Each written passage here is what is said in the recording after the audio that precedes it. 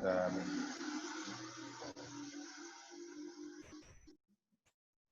ini financial statement yang lengkap gimana ya? Mengenai metode direct indirect saya nggak akan jelaskan karena saya yakin kalian pasti tahu. Saya hanya ingin garis besar, nggak ketemu laporan keuangan ya.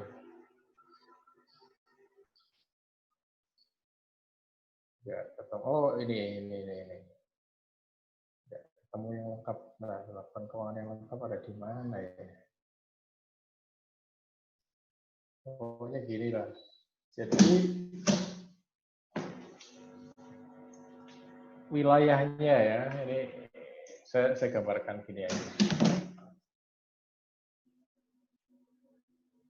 Ini neraca ya.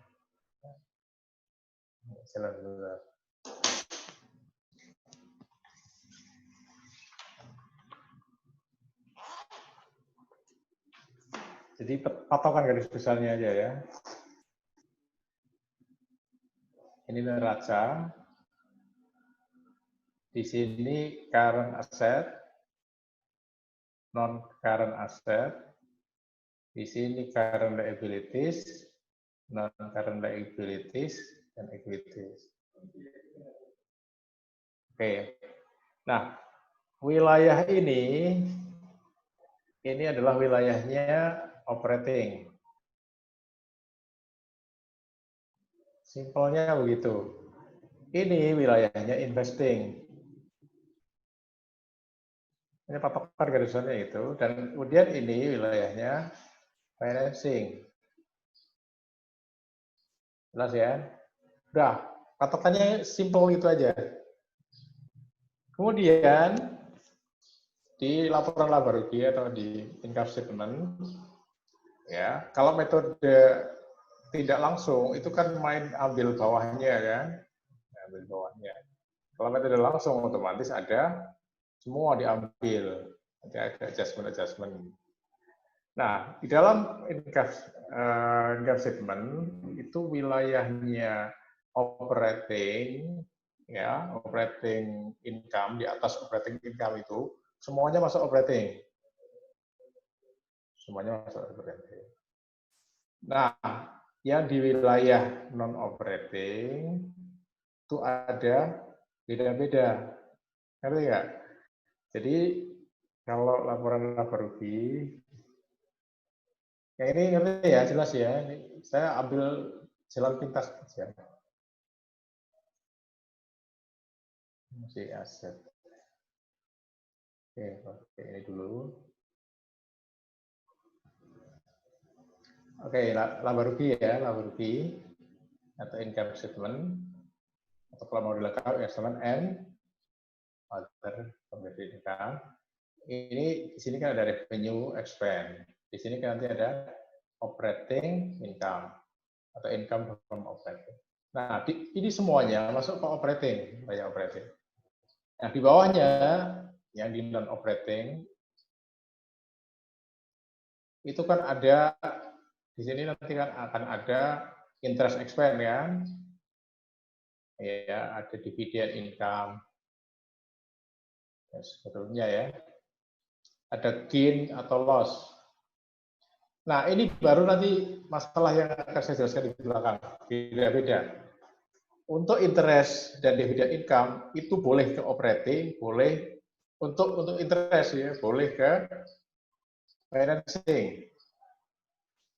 Asal konsisten ya. Jadi yang operating ini nanti beda-beda. Dividend income itu juga boleh sebagai operating, ya. Boleh juga sebagai investing. Nah, alasannya apa? Kalau operating itu dianggapnya sebagai bagian dari income statement. Income statement itu adalah semuanya operating kalau menggunakan metode indirect. Itu alasannya kenapa boleh operating. Sekali lagi kalau kamu mau cari simple, kamu masukkan ke operating aja nggak apa-apa, pasti benar. Nah, kalau alasannya tadi itu ngikut induknya. yang mengikuti ke induknya. Interest expense itu kan induknya adalah apa? Hutang kan? Interest expense itu adalah induknya hutang. Hutangnya itu tergantung, kalau hutangnya jangka pendek, maka operating itu udah pasti. Nggak ada perdebatan. Tapi kalau hutangnya jangka panjang, misalnya kredit bank, misalnya bond ya, itu kan masuk ke financing, maka dia financing. Itu adalah interest. Makanya kalau kamu masuk selain operating, kamu harus mikir. Ya, untuk interest expense, dilihat dulu dari mana dia adanya. Kalau dia dari bond, maka dia masuk ke financing. Oke ya, ngerti ya, sampai sini ya. Kalau dia dari notes, ya yang 3 bulan, 6 bulan, maka masuk operating juga. Makanya kalau saya sarankan, kamu interest dan dividen itu masukkan aja operating, nggak usah mikir. Karena boleh. Ya, karena boleh. Nah, kemudian yang kedua dividen. Dividen itu sumbernya adalah dari investment. Oke, dari investment. Ini juga sama. Punya dua kemungkinan. Investmentnya itu termasuk investment yang kalau zaman dulu ya komersil ya. Kalau sekarang adalah trading dan non trading. Kalau investmentnya dari trading, maka dividennya juga masuk ke operating. Karena trading itu bagian dari current assets. Kalau non trading baru dividennya menjadi investing, karena dia menjadi non current asset. Jelas ya, makanya ini saya jelaskan aja. Tapi kalau di ujian kamu mending pakai semuanya anggap sebagai operating aja, biar nggak usah mikir. Karena kalau harus melihat ke sumbernya, repot. Oke, jelas ya. Oke, saya langsung masuk ke hal khusus. Atau silakan, kalau kamu merasa ada yang masih belum jelas, kamu boleh nanya. Karena saya anggap kalian ini ngerti.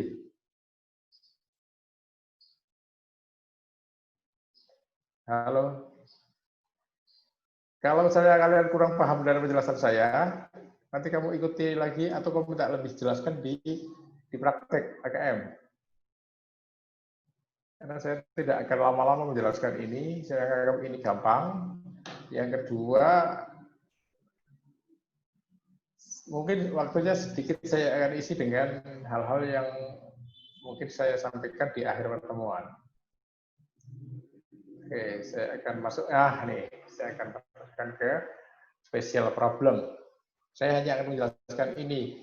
Nanti kalau kalian merasa belum mengerti, kamu minta tolong dijelaskan lebih detail dari awal di praktek AKM.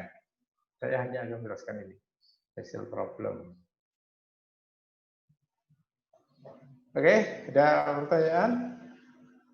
Yang pertama ada present implementation. Present implementation ini masuk dalam kategori adjustment untuk yang indirect.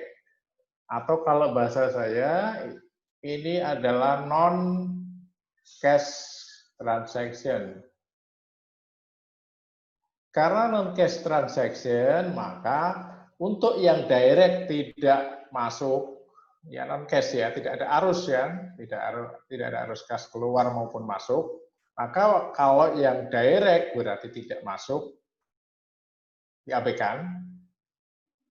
Oke. Kalau yang indirect menjadi adjustment, yaitu penambah. Jelas? Saya ulang. Kalau yang non-cash transaction, itu kalau bagi yang direct itu nggak dimasukkan, diabaikan. Kalau bagi indirect itu menjadi penambah. Ya, menjadi adjustment. Menjadi adjustment ya. Adjustment bagi penambah. Oke, jelas ya, itu. Kemudian yang kedua, post retirement benefit. Post retirement benefit itu kalau dalam bahasa kemarin namanya pensiun expense ya. Kalau bahasa kalian kemarin namanya pensiun.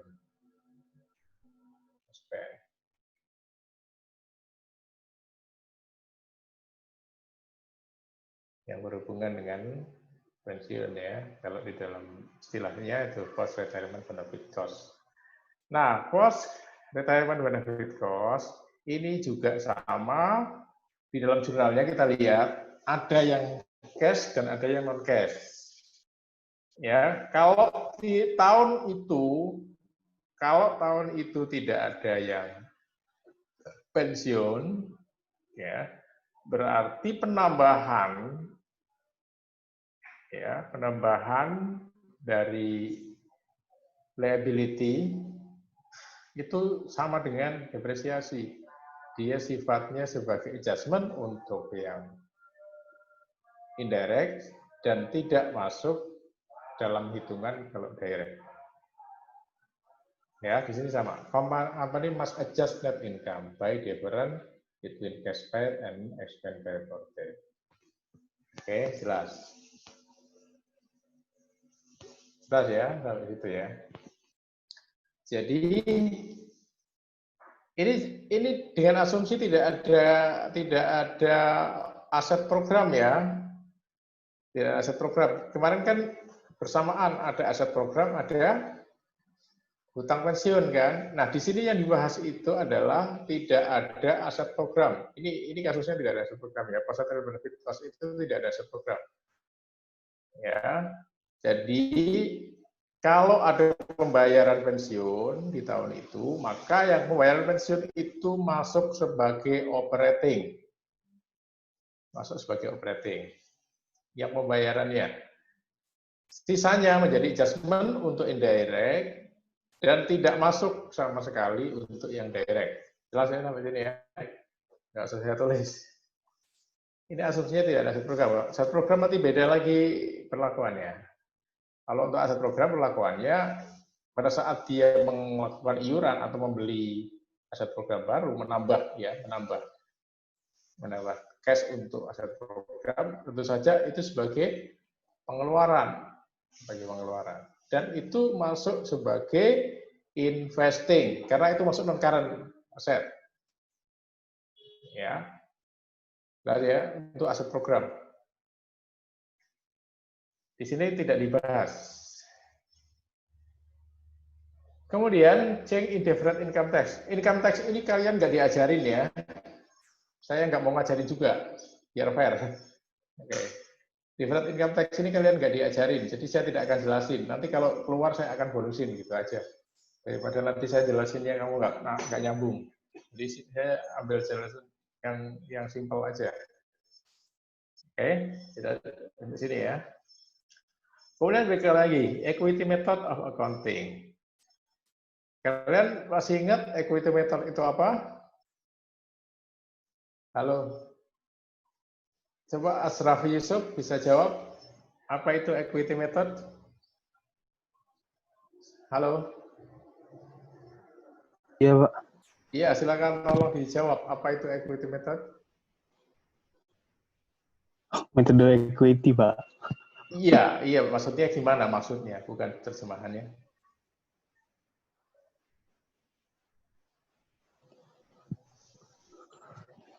Belum ngerti, Pak.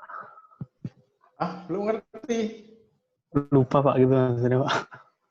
Waduh. Coba lain lagi, saya minta. David, coba. Jelas. Tolong apa yang kamu ketahui mengenai equity method ini? Seingat saya itu mencatat share investment yang signifikan, Pak. Gimana? Iya, terus jurnalnya seperti apa?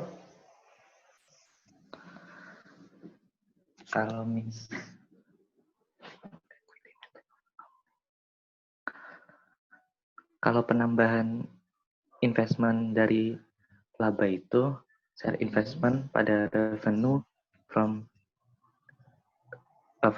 investment gitu, Pak. Oke, ya, walaupun ya, tapi oke. Jadi biar saya aja yang ngomong ya, kalian terbantu. Jadi equity method itu adalah suatu metode dalam mencatat investasi pada asosiasi. Ya. Kemarin saya sudah jelaskan, investasi itu ada 3 besar ya. Investasi yang pertama adalah investasi yang masuk dalam financial asset.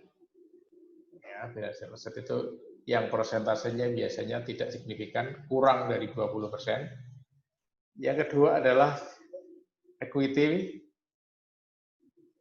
Ya, equity, saya jelaskan, mengingatkan kembali ya, investment. Ketika perusahaan punya investasi ke dalam bentuk equity, saham maksudnya, jadi saham, itu pertama adalah financial asset. Ini nanti dibagi dua, ada trading, ada non-trading. Ya, ini biasanya kurang dari 20%. Yang kedua, ini namanya equity method.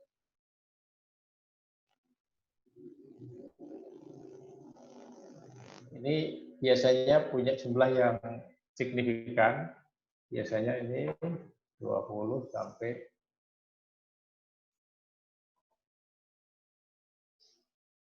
50%.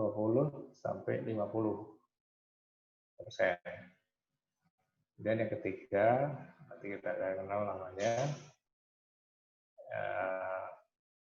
controlling ya, atau konsolidasi ya, konsolidasi.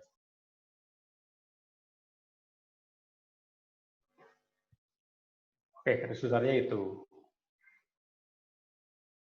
Kalau yang ini nanti dicatat sebagai fair value, yang saya set ya, fair value. Nah, equity method itu pada saat perusahaan investi, ya kita sebagai investor, investi melaporkan laba, maka kita akan catat debitnya adalah investment in, misalnya PT P ya, kreditnya adalah bisa, namanya bisa macam-macam ya, bisa investment income.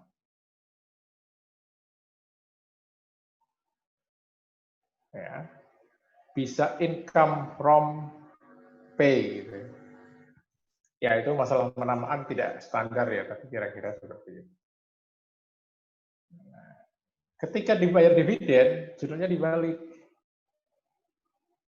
Dividen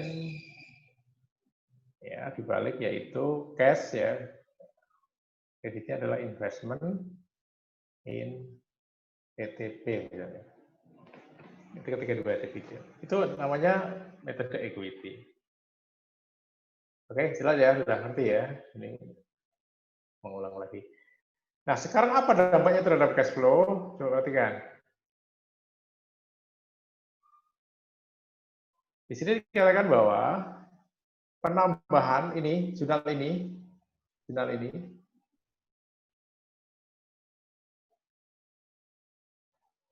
itu tidak berdampak terhadap cash flow.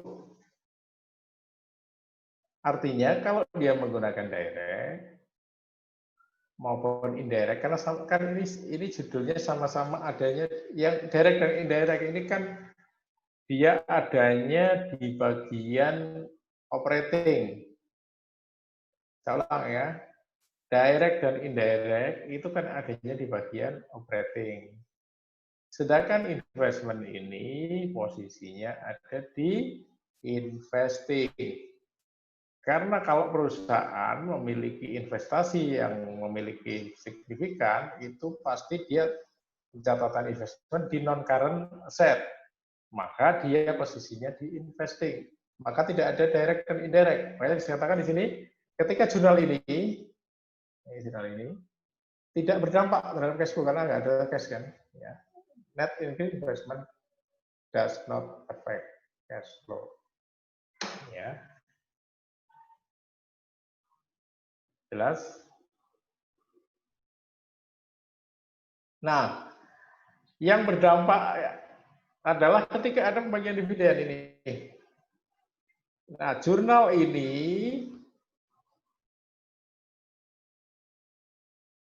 cash yang masuk, otomatis akan ada dampak kan. Nah, dampak cash yang kedua ini yang ada ya. Company must deduct net increase from net cash from operating activities.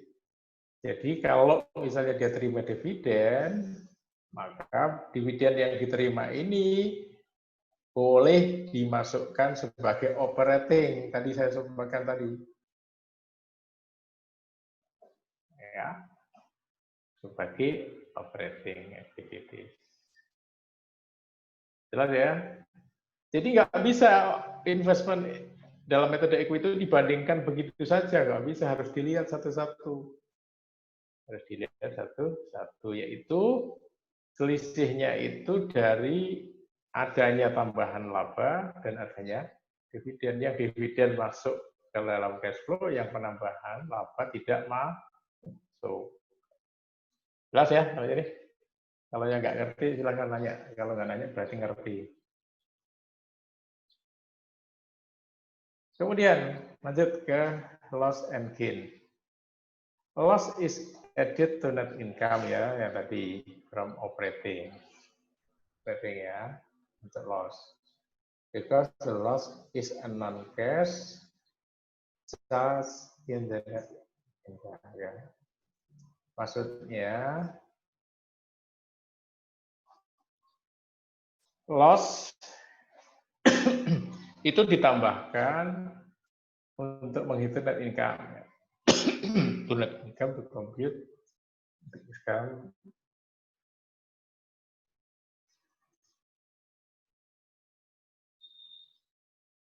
Ya. Jadi loss ini mirip ya. Loss ya, loss. Ini mirip dengan, atau miripnya gimana ceritanya ya? Dengan depresiasi.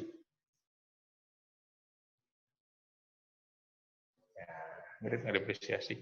Jadi dia akan ditambahkan, maaf, ya menjadi penambah ya, menjadi penyesuaian, adjustment ya, penyesuaian untuk ditambahkan di dalam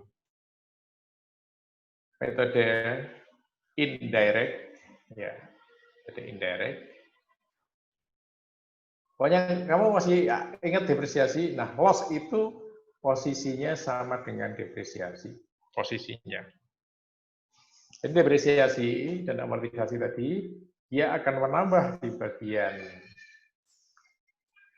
operating kalau dia menggunakan indirect. Saya ulang ya, kalau menggunakan indirect. Oke. Kemudian, company report again in the statement of flow as part of the cash proceed from the sale of equipment under investing activities. Nah, sebaliknya, jadi begini, ini gain and loss itu dilihat dari penjualan apa. Gain and loss itu biasanya terjadi untuk penjualan non-current asset, sale of non-current asset biasanya. Ya, karena kalau yang current asset biasanya nggak masuk dalam kategori gain or loss. Ulang ya. Jadi misalnya perusahaan menjual inventory, kalau untung itu ya dia bagian dari profit ya. Kalau rugi ya akan mengurangi profit gitu kan. Tidak ada namanya gain and loss of sale inventory kan nggak ada. Nggak ada ya.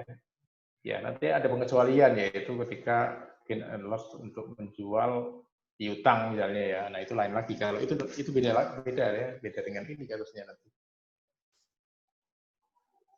Yang ini adalah gain or loss atau and loss dari sale of non-current asset. Nah, dia cara memasukkan dalam cash flow-nya adalah kalau menggunakan indirect, dia akan menjadi adjustment. Kemudian di bagian investing itu akan menjadi pengurang atau penambah terhadap berkurang atau bertambahnya non-current asset tersebut. Oke, biar gampang saya kasih contoh. Saya kasih contoh ya. Ini ada, nih, misalnya di sini ada equipment. Ya, gampang ya. 2019, 2018.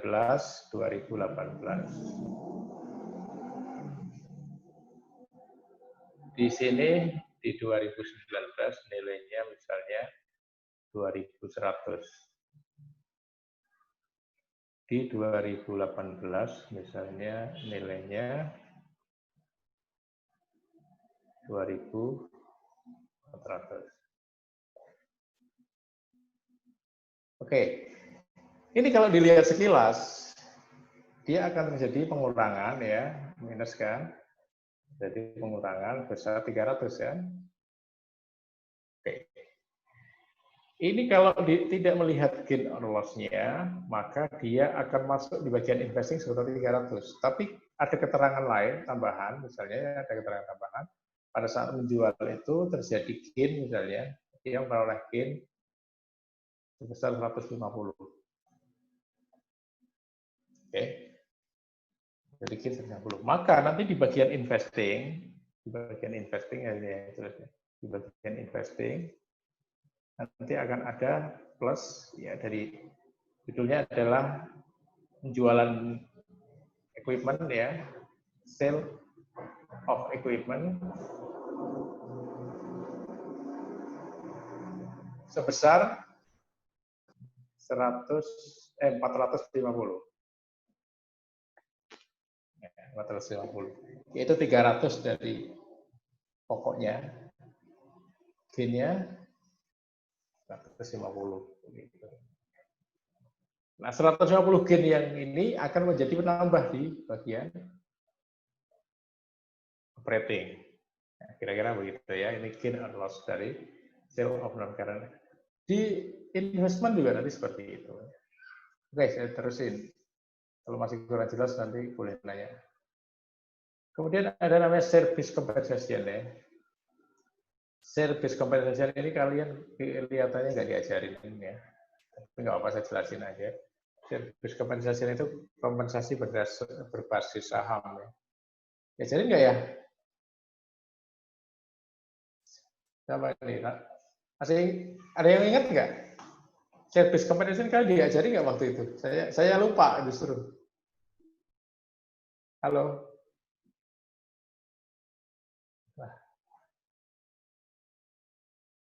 Halo Pak. Iya, diajarin nggak kamu? Kayaknya enggak juga deh Pak. Atau saya yang lupa juga sepertinya enggak sih Pak. Ya, saya pura-pura lupa. Sebenarnya diajarin deh, cuman kalian kayaknya nggak merhatiin ya, pura-pura yang gini merhatiin. Itu akan terlihat kalau kamu buka lagi, ada di bagian namanya option ya, bagian option. Jadi service compensation ini kompensasi berbasis saham.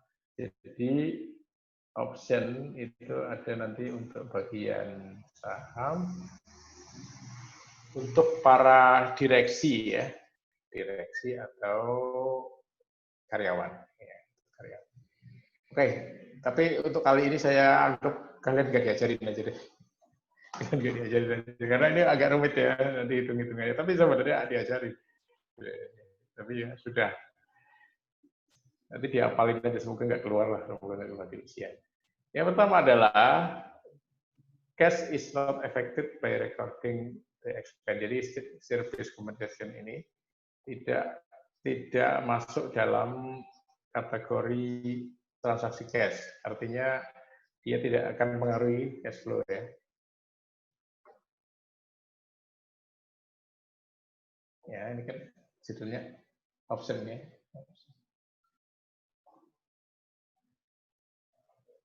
Ya. Jadi service compensation itu nanti kira-kira juga mirip dengan depresiasi. Mirip dengan depreciation. Oke, saya shortcut aja, kamu cari gampangnya aja, kamu apalin aja ya. Ketika ada service compensation kira-kira sama dengan depresiasi. Depresiasi itu artinya akan menjadi adjustment. Dia bukan termasuk kategori cash ya, non cash transaction. Dan ketika menggunakan indirect ya, saya ulang lagi ya, depreciation biar kamu nggak lupa. Kalau menggunakan indirect, maka dia akan menjadi penambah ya pada adjustment net income ya.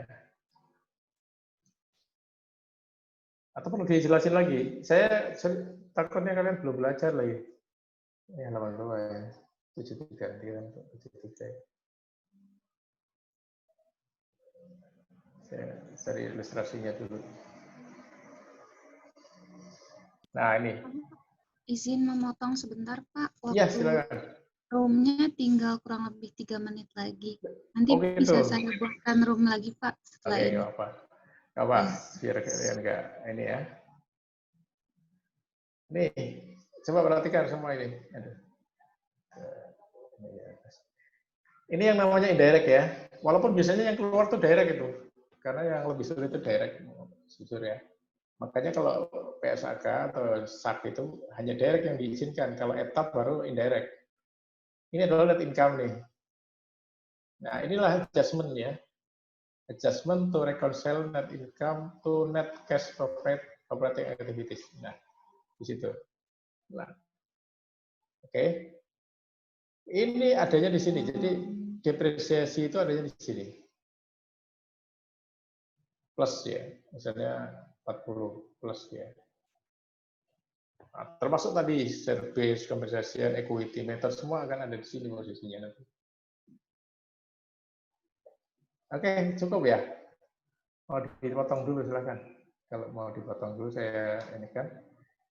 Jadi seperti itu ya. Di sini juga ada namanya. Kalau ini kan financing.